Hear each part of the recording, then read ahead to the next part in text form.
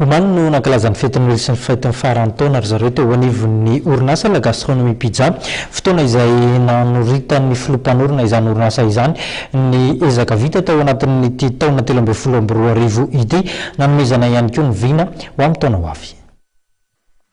Tao anatin'ny 12 taona dia tsy nitsahatra nanao ezaka piroboroboana ny tolotra ho an'ny mpanjifa ny orinasa mpanao sakafo la gastronomie pizza araka nambaran'ny mpanorina azy Andriamatoa Randrianaivo Ambinjo Arson ary ny taona 2014 dia manantena ny isindany krizy ny orinasa ary maro tetika asa hoentiny eto Madagasikara sy any ivelany.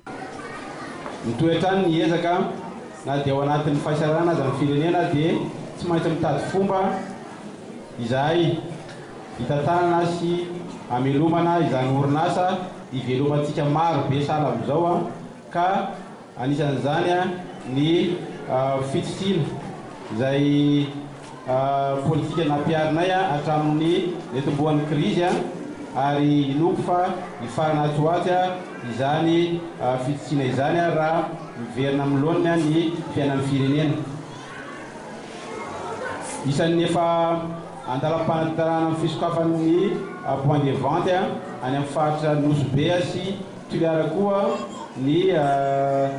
tompona rehetrarehetra amin'izao fotoana izao ary inona fa amin'ny taona ho avy io dia misy point de vente vaovao koa ao amin'ny renivohitry Toliara sy Nosy-Be ville ao.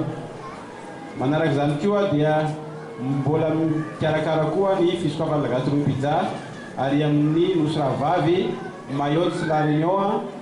ny mikarakara rehetra amin'izao fotoana izao tompona andraikitra ary inona fa i Mayotte dia misokatra amin'ny taona ho avy io ny point de vente la gastronomie pizza vaovao ao amin'io Nosy Ravavy io.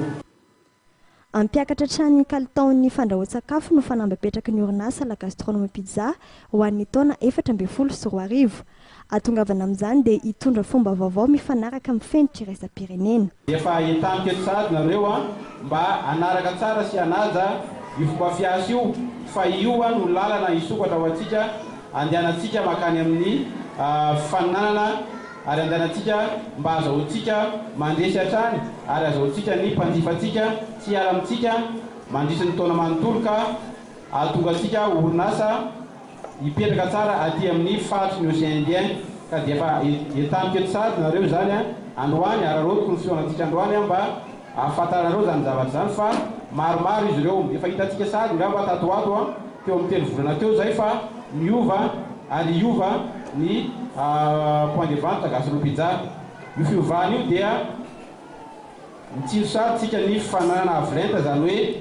ny fananana avolenta dia ny sakafo dia tsy natao an'ny Europeanina ihany na ny aziatika ihany fa ho an'ny olombelona rehetra ka normana sakafo eran'izao tontolo izao no enjehanay ho ampiarinay ary ho ataonay eto amin'ny tany sy ny firenena. Manaraka izany koa ny malagasy dia mendrika omena zavatra tsara. Mahatratra 17 amin'izao fotoana izao ny toeram-pivarotana la gastronomie pizza manerana Nosy ary mamelona fianakaviana manodidina ny 300. Tamin'izao fetiny farany taona izao dia tsy nanadino ireo mpiasa ao amin'ny mpanorina ny orinasa nanolotra kilalao sy kojakoja ilaina andavanandro ho an'ny mpiasa izy. Ankoatra io dia nisy ihany koa ny fanomezana fankasitrahana ho an'ny mpiasa mendrika isaky ny toeram-pivarotana la gastronomie pizza eto Antananarivo.